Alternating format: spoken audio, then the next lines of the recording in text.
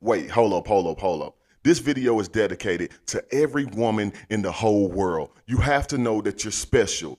A woman is God's greatest creation. She bursts life into the world. So this is dedicated to all the women around the world. Miss Celestial back with another prophetic message. Y'all check this out.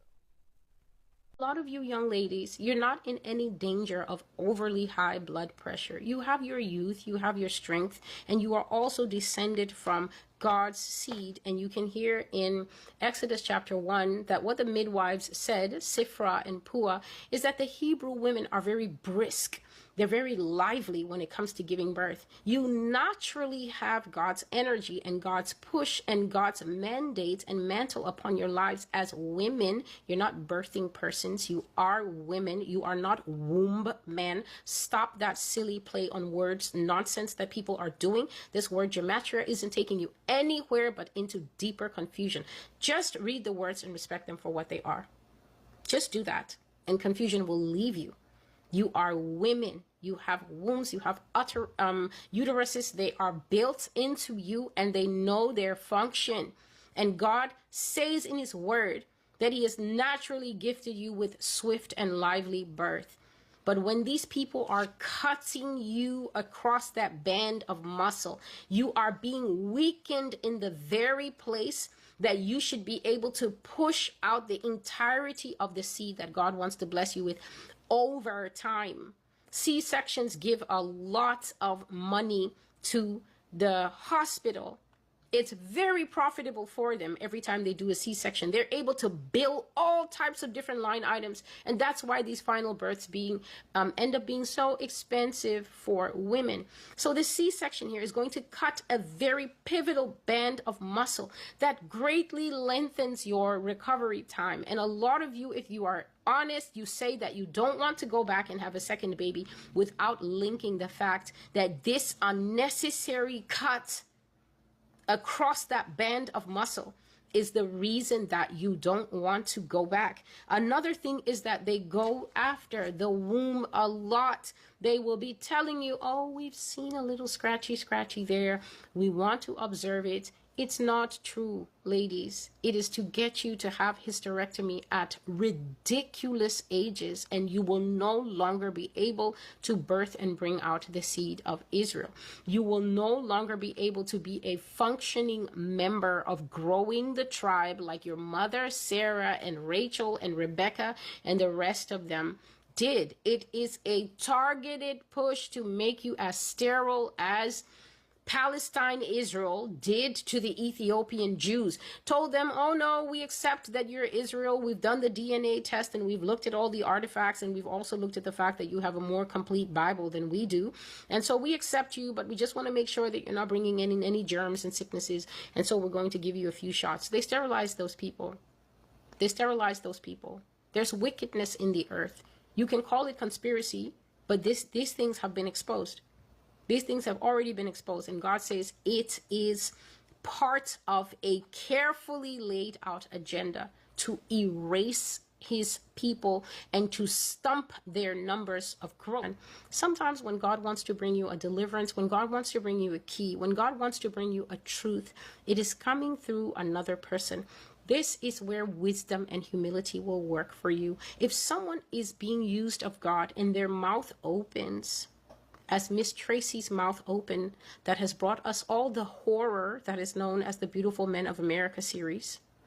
When the person's mouth opens to bring us truth, and then we begin to interject, and we begin to say, well, how can that be? And how do you know? You will kill the flow of what Messiah is trying to give you.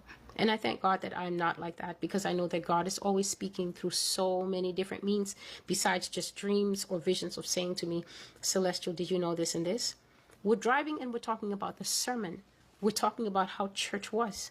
And then all of a sudden, this woman goes completely off-road with off-road rugged tires and says, you know, they tried to kill our babies. Now I could have said, what do you mean by that? What are you talking about? I just said, how? Just flowed effortlessly with her. She's going off into the weeds, and I just went into the weeds with her. She said, you know, they tried to kill our babies. And I said, how? And she said, the time will come when you will be a mom and they will bring you this massive needle that is going to harm your baby. So I know all the nurses are locked in to say that's not true. We actually use that needle to do many wonderful things. I'm not talking to you, Miss RN. I'm talking to the people who are going to benefit from this, like somebody else benefited from this woman bringing this thing to my knowledge. She said they're going to come to you with a massive needle, and they're going to tell you that they always use this needle because you know what? Your baby probably has Down syndrome. She said, out of nowhere, when you are busy incubating your little life and buying pink or buying blue or buying gender neutral colors, she said they're going to come to you with this superhero sized needle, and they're going to tell you that they need to draw some amniotic fluid, and she said they're going to tell you that they want to test it, and then they're going to come back to you and tell you that your baby has a 90% or some kind of ridiculous percent of Down syndrome probability. She said, when those people come to you, whenever that will be with that needle, look them in their 2 eyes and tell them never and no. She said they will bring you a lot of papers. She said they will pressure you. They will tell you that you are being difficult and obstructive and you don't care about your child, and you should make sure that you sign all these releases. She said they're going to try to intimidate you a lot. I mean, this woman is driving and staring right ahead and just speaking and speaking and speaking. And I'm thinking, that's right. Big needle, autopilot. That's right. Intimidation. No way. Amniotic fluid. Got it. This was 2016. She said they're going to bring a big needle, huge needle, and they're going to tell you. And then the more you say no, she said more and more of them are going to come out. It's not going to be one. They're going to come a second one, and a third one will pop in and say, oh, doctor, I just wanted to see, is everything okay? And then he says, yes, I was just talking here to this lady and trying to tell her about the draw that we just want to test for probability of this and that. And she said the nurse is going to go like, oh, that's standard. And she said, you must say no, even if 10 of them gather in that room. If you don't know that it's possible for 10 of them to gather in that room, I can tell you from personal experience that there's 10 of them that can gather in that room, fix their eyes on you until you feel like you are the meat of a sandwich, telling you it's standard procedure. We do that with everyone. And I just said, I don't care who you do it with. Check the forms. If the first or the last name on that form says everyone, then go ahead. But if it doesn't say that, don't stress me. I said no. Very simple word to understand. And that doctor said to me in my face, you're the first one that got away. I've never forgotten that experience. Black woman, she looked at me in my face and said to me, this is very unusual. You're the first one that got away. So my friend is driving and she's just talking. They're going to tell you this and they're going to tell you that. You have to say no. You have to be very strong. You have to be able to resist their pressure because this is what they do. And she's just driving and I'm thinking, okay, this is what they do. She said there's absolutely nothing wrong with the baby. This is what they do. Don't fall for it. Don't agree to it. Because they will tell you afterwards that the baby has a 90% non-viability chance and they will offer you a DNC. And I'm sitting there, a DNC, right? What's a DNC? And she said, they will scrape the baby out of you. It's the abortion procedure. And I said, but how does an abortion procedure come in when you're a mom having a baby? And she said, think about it. Say no. They will scrape that baby right out of you. And I'm thinking, okay, right, scrape the baby right out of you. Kept that information in my mind.